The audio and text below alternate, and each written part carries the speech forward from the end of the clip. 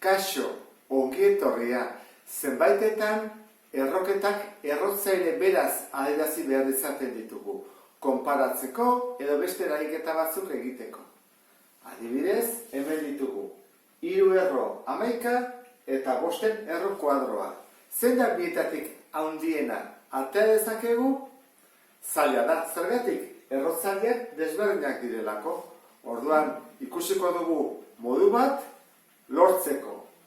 Bai hemen eta hemen errotzaile berdinak jartzeko. Hortarako, gure aspaldiko lagun batekin hasiko gara, MKT, multiplo komunetako txikiena. Egingo duguna izango da. Errotzaile hau, pasa, berreketa moduan, izendatzailea, ezta? Eren. Eta honek zein du berretzailea bat. Eta hau pasatzen badugu, 5 geldituko ditzake goian bat, eta zati, hemen ez du ezer jartzen, baina badakigu bildera. Zein da 3 eta 2-en MKT, multiplo komun txikiena? Hori datezakegu buruz, ezta? 2 lau 6, 3 6. 6. Orduan, egingo duguna, hau izango da. 6 da, eta hemen 6 da.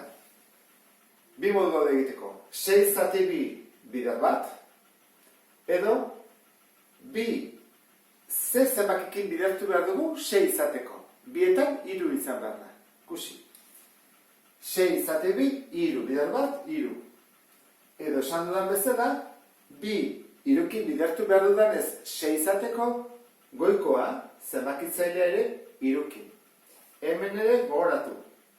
Zerekin bidertu behar dugu? 2rekin. Horan goian ere bider 2. Beste aukera bada egitea 6 zati 3, bider bat. Horen, bai lortu ditugula 2 berretzailea berdinak izatea. Orduan, pasa dezakegu errotzaile bezala. Nola gedituko litzake? Hemen 6. Eta barruan 11 berdi. Eta hemen kanpoan 6 baitere, bietan berdina.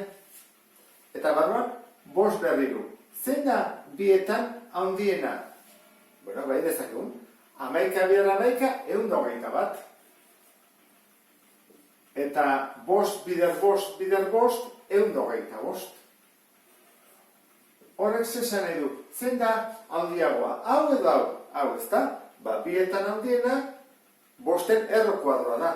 Jarriko duguna horrela da. 5 erro kuadroa handiagoa, 3 erro 11 baino. Ez bagen duen errotzaile berdina jarri, konparatzea asko zailago izango litzake. Ez genuke jakiko zein den handiagoa. Bat edo beste, ez badugu kalkulagailu erabiltzen, noski. Eta hau ulertu duzulakoan, beste bat arte, agur.